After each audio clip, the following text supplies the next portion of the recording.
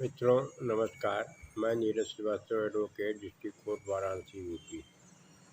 मैं आपके बीच सीआरपीसी का चैप्टर 32 जो कि दंडादेशों का निष्पादन निलंबन परिहार लघुकरण एग्जीक्यूशन सस्पेंशन रेमिशन एंड कम्पटेशन जो दंड मिला कोर्ट द्वारा उसके कैसे निष्पादन होगा, कैसे निलंबन होगा, कैसे रेमिशन यानी परिहार होगा, कैसे लघुकरण होगा, इसके बारे में चैप्टर बताता है।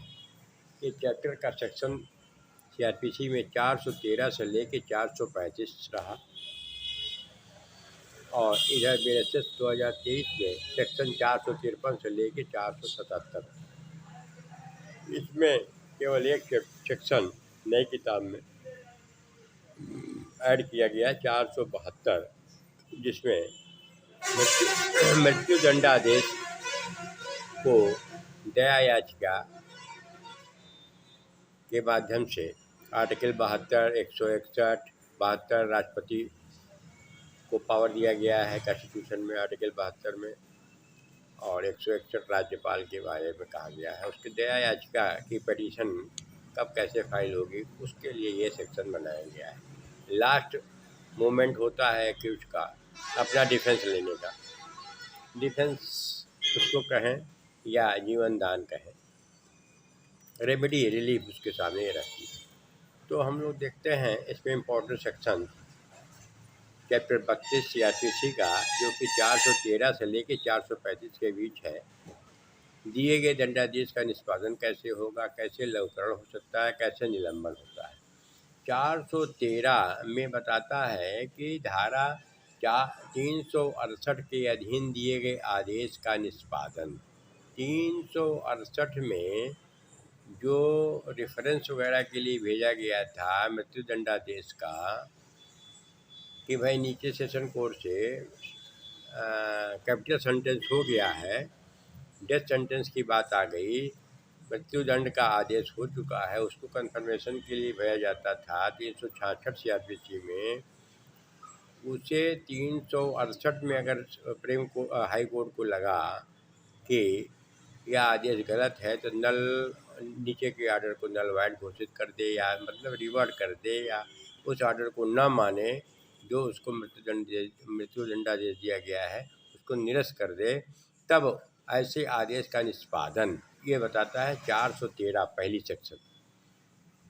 यानी नीचे से सेशन कोर्ट ने उसको मृत्यु दंडादेश दिया और 368 में जब वहाँ पर कंफर्मेशन के लिए गया 366 में, तो हाई कोर्ट को लगा कि गलत ऑर्डर हो गया है, इसको मृत्यु दंडादेश नहीं मिलना चाहिए, रिवर्स कर दिया, कैंसिल करें। तब ऐसी कंडीशन में वहाँ हाई कोर्ट से फिर नीचे सेशन कोर्ट में ऑर्डर आएगा कि नीचे का ऑर्डर निरस्त हो गया है, तब जो है सेशन कोर्ट उच्च न्यायालय द्वारा पुष्टि का आदेश या अन्य आदेश प्राप्त होता है तो वारंट जारी करके अन्य ऐसे कदम उठाएगा जो आवश्यक हो उस आदेश को क्रियान्वित करने के लिए। यानी हाई कोर्ट के ऑर्डर का एग्जीक्यूशन करने के लिए सेशन कोर्ट सम्मन नोटिस भेज करके उस ऑर्डर का कंप्लायंस कराएगा। इतनी चीज़ बताता है 413 में। नेक्स्ट सेक्शन है 414, उच्च न्यायालय द्वारा दिए गए मृत्यु दंडादेश का निष्पादन। जब अपील या पुनरीक्षण में उच्च न्यायालय द्वारा मृत्यु दंडादेश दिया जाता है तब सेशन न्यायालय उच्च न्यायालय का आदेश प्राप्त होने पर वारंट जारी करके दंडादेश देने को क्रियान्वित कराएगा। यही 414 इम्पोर्टेंट है, जहाँ पर नीचे से मृत्यु दंडादेश मिल गया और हाई कोर्ट कंफर्म कर दिया, तब मृत्यु दंडादेश देना है, उसका क्रियान्वयन अब सबऑर्डिनेट कोर्ट को करना है। मृत्यु दंडादेश सेशन न्यायालय उच्च न्यायालय का आदेश प्राप्त होने पर वारंट जारी करके, यहीं पर डेथ वारंट वगैरह की बात हम लोग सुनते हैं, समझते हैं कि कैसे अब डेथ वारंट कोर्ट जारी करती है। जब ऊपर हाई कोर्ट का आर्डर अगर सेशन कोर्ट को मिल गया कि आपका आर्डर सही था, उसको कंफर्म कर दिया जाता है और आप इसका अपने आर्डर का कंप्लायंस करिए, तो उसी को डेथ वारंट वगैरह हम लोग बराबर सुनते रहते हैं। तो कोर्ट जो है अब वारंट के लिए व्यवस्था बनाएगी, आर्डर पास करेगी डेथ वारंट का, इसी सेक्शन में 414 में है। ये इम्पोर्टेंट है। नेक्स्ट सेक्शन आता है 415। उच्चतम न्यायालय की अपील की दशा में मृत्युदंडादेश के निष्पादन, मान लीजिए मुलतवी कर दिया जाएगा कि हाई कोर्ट ने सेशन कोर्ट के मृत्युदंडादेश को कंफर्म कर दिया। अब एक्यूज आगे हाई कोर्ट गया, 134 आर्टिकल 134 में अपील वगैरह डालेगा। 136 में तो SLP वगैरह पड़ती है, 134 में अपील है, उसका कॉन्स्टिट्यूशनल राइट है कि उसका अगर वहाँ डाल देता है तो उच्च न्यायालय का निष्पादन या नीचे की कोर्ट का जो ऑर्डर हुआ है उसका निष्पादन मुलतवी यानी एडजर्न कर दिया जाएगा, रोक दिया जाएगा। अपील पढ़ते ही नीचे के ऑर्डर को सस्पेंड माना जाता है, उसको रोक दिया जाता है। ये स्वतः होता है, सूचना नीचे की कोर्ट को दे दी जाती है। उच्चतम न्यायालय में यदि मृत्युदंडादेश के खिलाफ अपील पड़ गई 134 में तो उसका निष्पादन रोक दिया जाएगा। ये बताता है 415। 415 के बाद आता है सेक्शन 416। इसमें प्रेग्नेंट लेडी वगैरह की बात है। गर्भवती स्त्री को मृत्युदंड से मुलतवी अगर ये पता चलता है कोई एक्यूज है, वो फीमेल है, महिला है, एडल्ट है, स्त्री है और वो गर्भवती है, तो उसका दंडादेश जो है, मृत्यु दंडादेश जो है, आजीवन कारावास में लघुकरण कर सकेगा। ये है, इसमें उच्च न्यायालय को पावर दिया गया है। अगर प्रेग्नेंट पाया गया तो उसको जो है आजीवन कारावास। ये है 416। 417 आता है कारावास का स्थान नियत करने की शक्ति। मुलजिम कहाँ रहेगा, किस जेल में रहेगा, इस जेल से उस जेल आदमी देखते हैं सरकार अपने व्यवस्था के अनुसार जो है एक्यूज को ले जाती है, ट्रांसफ़र करती है या टेम्प्रोरी जेल बना सकती है। सरकार की सारी व्यवस्था होती है। इसमें लिखा हुआ है कि तत्समय प्रवृत्त किसी विधि द्वारा जैसा उपबंधित है उसके सिवाय, अगर एक्ट लॉ में बनाया गया है किताब में, राज्य सरकार निर्देश दे सकती है कि किसी व्यक्ति को जिसे इस संहिता के अधीन कारावासित किया जा सकता है या अभिरक्षा में सुपुर्द किया जा सकता है, किस स्थान में प्रवृत्त किया जाएगा। यही बात है। अब ये स्टेट गवर्नमेंट को पावर दे दिया गया है कि उस मुलजिम को कैसे कहाँ रखना है। कभी देखते हैं सुरक्षा की दृष्टि से इस जेल से उस जेल जिला सरकार जो है ट्रांसफ़र करती रहती है। उसमें यही स्टेट गवर्नमेंट को पावर 417 CRPC में मिला हुआ है। इस पर ध्यान देना चाहिए। 417 में सरकार मुलजिम को कैसे रखेगी, कहाँ रखेगी, ये बताए सरकार तो कोर्ट को बताएगी, उसका अपना डिस्क्रिप्टिव पावर है। 417, 416, 417 हो गया। जहाँ गर्भवती महिला की बात है, अगर वो गर्भवती है तो मृत्युदंडादेश मिला है, उसको हटा करके हाई कोर्ट जो है उसको आजीवन कारावास में बदल सकती है। और उच्चतम न्यायालय में अगर अपील पड़ गई है तो नीचे का ऑर्डर कैंसिल मान लिया जाएगा। 414 में हम लोगों ने देखा कि मृत्युदंडादेश को अगर कंफर्म हो जाता है तो कैसे क्रियान्वित करे, सेशन कोर्ट जो है उसका क्रियान्वयन करेगी, उसी में डेथ वारंट वाला की बात है। तो ये हो गया 417। 417 के बाद 418 आता है कारावास के दंडादेश का निष्पादन, execution of sentence of imprisonment. जहाँ उन मामलों में इनके सिवाय धारा अब 413 द्वारा उपबंधित।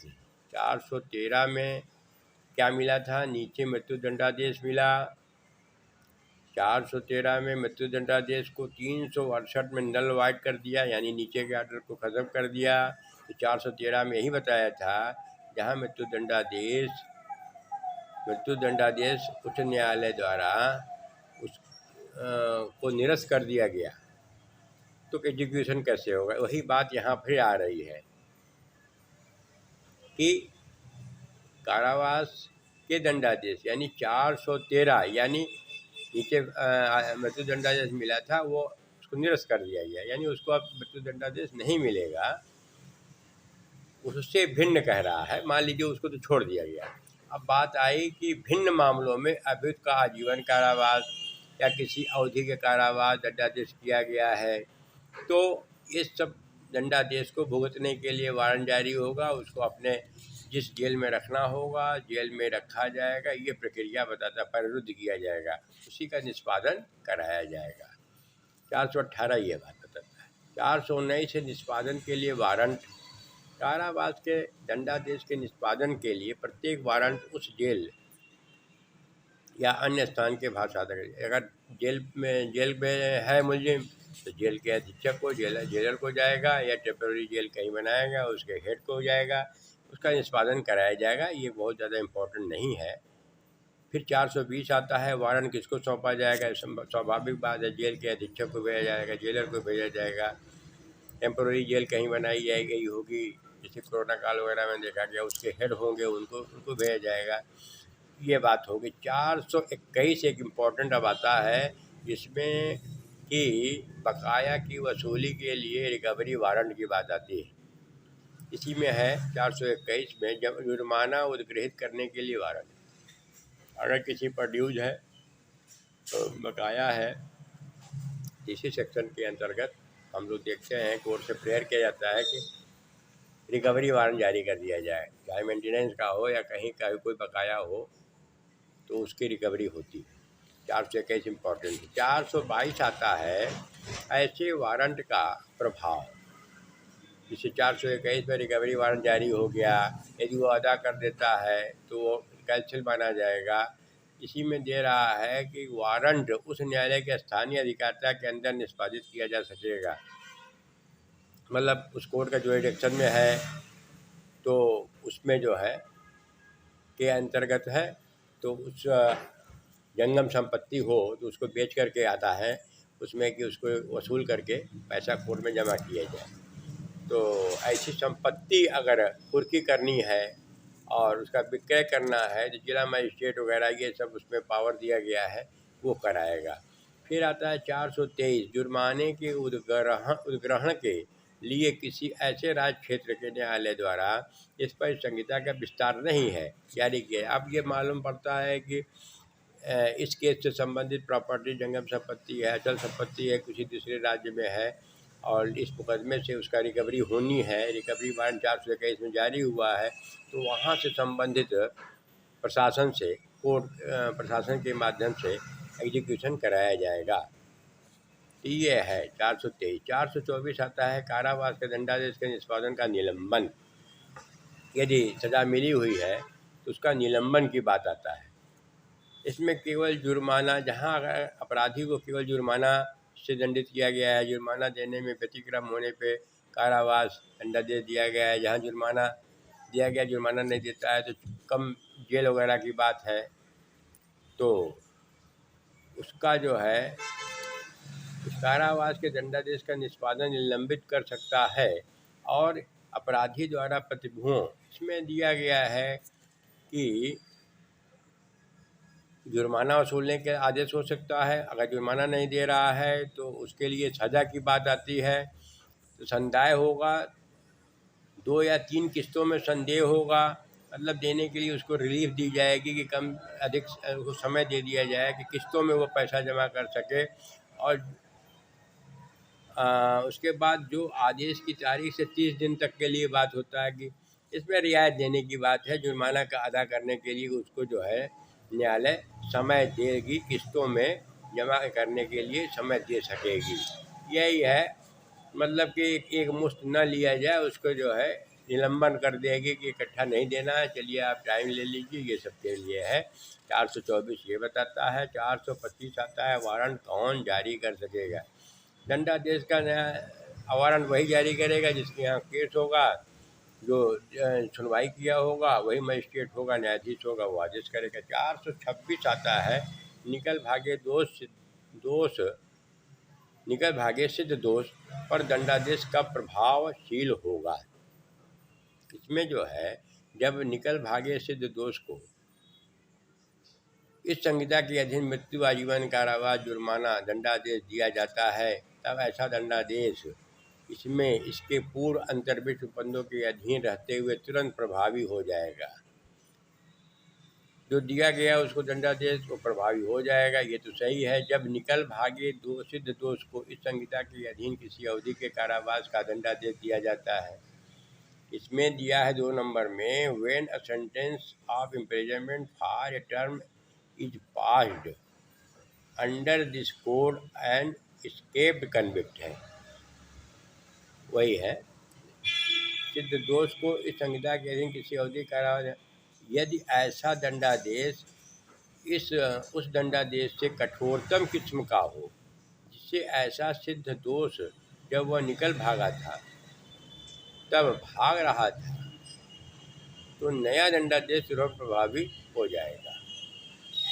यदि ऐसा दंडादेश उस दंडादेश से कठोरतम किस्म का ना हो, तो ऐसा सिद्ध दोष जब वह निकल भागा था तब भोग रहा था, यानी वो सब्सिक्वेंट पनिशमेंट की बात है कि पार्टली जो है हो चुका है और फिर नया दिया जा रहा है, नया दंडादेश उसके द्वारा उस अतिरिक्त अवधि के लिए कारावास भोग लिए जाने के पश्चात प्रभावी होगा। वही बात है कि जो पहले जो दिया गया निकल भागने के लिए उसको दंड दिया गया था, वो जब पूरा हो जाएगा तब ये नया दंडादेश जब चालू होगा, जब वो पुराना वाला ख़त्म हो जाएगा, भोग लिए जाने के पश्चात प्रभावी होगा, जो उसके निकल भागने के समय उसके पूर्ववर्ती दंडादेश की शेष अवधि के बराबर है। कठोरतम कारावास, सादा कारावास कठोरतम किस्म का समझा जाएगा। इसमें जो है सज़ा के बारे में ये 426 बताया है, और उसके बाद 427 और 428 जो कि हम लोग पहले भी अध्ययन किए थे कि अगर कई सेक्शन में अगर पैरेलल जो सज़ा भोगने की बात है, पश्चातवर्ती दोष सिद्धि, अगर कई सेक्शन में पनिशमेंट मिल रहा है तो कॉन्करेंट सज़ा भोगने की बात थी। किसी सेक्शन में 3 साल है, किसी में 7 साल है, किसी में 1 साल है, तो अधिकतम सज़ा वाला जो दंड होगा 7 साल वाला, उसी में 3 साल और 1 साल वाला समाहित हो जाएगा। नीचे की सज़ाएँ उसी में पहले ही समाप्त हो जाएंगी, मैक्सिमम यानी 7 साल तक की सज़ा भोगने का बात होगी। 427 यही है, ऐसे अपराधी का दंडादेश जो अन्य अपराध के लिए पहले से दंडादिष्ट है। इस पर हम लोगों ने चर्चा किया था पहले भी। तो जब कारावास का दंडादेश पहले से ही भोगने वाले व्यक्ति के पश्चातवर्ती दोष सिद्धि पर कारावास या आजीवन कारावास का दंडादेश दिया जाता है, तब जब तक न्यायालय या निर्देश न दे कि पश्चातवर्ती दंडादेश ऐसे पूर्व दंडादेश के साथ साथ मतलब वही कॉन्करेंट अगर भोगने का आदेश नहीं देता है तो 1 by 1 होगा, लेकिन 31 और 71 और 427 428 हम एक बार चर्चा भी हुई थी, लेकिन ये कुल मिला करके कॉन्करेंट एक साथ सज़ा भोगी जाएंगी। इसलिए जो है ये 1 by 1 की बात बताता है। कॉन्करेंट अगर ऑर्डर होता है कि सभी सज़ाएँ एक साथ चलेंगी या 1 by 1 चलेंगी, लेकिन कॉन्करेंट का ऑर्डर होता है। 428 सेक्शन बताता है अगर पहले की जो जेल में रह चुका है उसका जो एडजस्टमेंट होगा, सेटअप होगा, जो सज़ा भोग चुका है उसको दिए जाने वाले दंड में से घटाया जाएगा। 428 ये होता है। 429 एक बताता है, ये सेविंग की बात बताता है। 426 427 जो अभी हम लोगों ने दंडादेश को देखा गया है, व्यापत्ति के बारे में है। फिर इसके बाद 430 है, दंडादेश के निष्पादन पर वारंट का लौटाया जाना। यदि दंडादेश पूर्णतया निष्पादित किया जा चुका है तब उसका निष्पादन करने वाला दंड वारंट कोर्ट को अपने प्रमाणित रिपोर्ट के साथ में वापस कर दिया जाएगा। ये बहुत इम्पोर्टेंट है। 431 जो है, जिस धन का संदाय करने का आदेश दिया गया था उसका जुर्माने के रूप में वसूल किया जा सकेगा। मतलब वही है, रिकवरी 421 में है, रिकवरी वारंट जारी हुआ है तो उसको बेच करके कोर्ट में पैसा जमा करना, इसकी प्रक्रिया के बारे में बताता है। अब 432 नया अगला सेक्शन है, दंडादेशों का निलंबन या परिहार करने की शक्ति। इसमें जो है किसी व्यक्ति को अपराध के लिए दंडादेश दिया गया है, सरकार को दिया गया है कि इसमें जो है सरकार यदि मैटर को उचित समझती है, कंसीडर करती है, तो जो उसमें दंडादेश दिए गए हैं उसको लघुकरण कर सकती है। इसमें ये पावर 433 में दंडादेश के लघुकरण की शक्ति दी गई है। फिर आकर के मृत्युदंड है तो उसको लघुकरण कर सकती है। आजीवन कारावास है तो आजीवन कारावास का दंडादेश को 14 साल से अनधिक अवधि के कारावास में या जुर्माने के रूप में लघुकरण कर सकते हैं। इसमें ये सीआरपीसी में यही कहा गया था।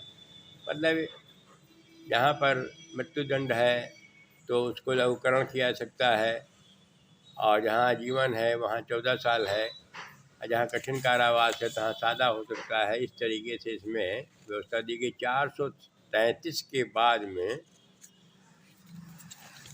इसमें जो है 433 लघुकरण की शक्ति आई। 433 क में आया कि इसमें जो है जहाँ किसी व्यक्ति को ऐसे अपराध के लिए जिसके लिए मृत्युदंड विधि द्वारा उपबंधित दंडों में से एक है, आजीवन कारावास का दंडादेश दिया गया है, या धारा 433 के अधीन किसी व्यक्ति को दिए गए मृत्यु दंडादेश का आजीवन कारावास के रूप में लघुकरण किया गया है, तो वहाँ ऐसा व्यक्ति कारावास में तब तक नहीं छोड़ा जाएगा जब तक कि 14 साल, यही है उसका जो है एमेंड के साथ आया था 1978 में, कि 14 साल ये माना जाएगा। अब ये 434 जो है फिर आता है मृत्युदंडादेशों की दशा में केंद्र सरकार, जहाँ पर केंद्र सरकार की समवर्ती शक्ति यानी राज्य सरकार को प्रदत्त शक्तियाँ, मृत्युदंडादेशों की शक्तियाँ, जहाँ उसमें जो है हम लोगों ने देखा कि 72 और 161, 72 में राष्ट्रपति को दे दिया गया और 161 में राज्यपाल को दिया गया क्षमादान वगैरह का। मृत्युदंडादेश की दशा में केंद्र सरकार की जरूरत पैरेलल उनको पावर मिला हुआ है। जहाँ केंद्र का मैटर होगा जहाँ पर राष्ट्रपति का आ जाएगा, जहाँ पर राज्यपाल का होगा वहाँ स्टेट का होगा राज्यपाल को जाएगा। बस इतना ही है। 435 है कुछ मामलों में राज्य सरकार का केंद्र सरकार से परामर्श करने के पश्चात कार्य करना। इसमें यहाँ पर सेंट्रल गवर्नमेंट का और स्टेट गवर्नमेंट का कोलैबोरेशन की बात है। कोई बात आ रही है, कोई ऐसी सेंट्रल एक्ट का कोई बात है, किसी पनिशमेंट में कैसे क्या करना है, प्रोसीजरल बात है, तो दोनों सरकार जो सामंजस्य बना करके ही कोई आगे निष्कर्ष निकालेंगे। ये था लघुकरण और निष्पादन के बारे में छोटी जानकारी। मुझे लगता है कुछ ज्ञानवर्धन आप लोगों का हुआ होगा। पुनः मैं किसी अन्य टॉपिक पर आपके बीच उपस्थित होऊंगा। तब तक के लिए धन्यवाद, नमस्कार।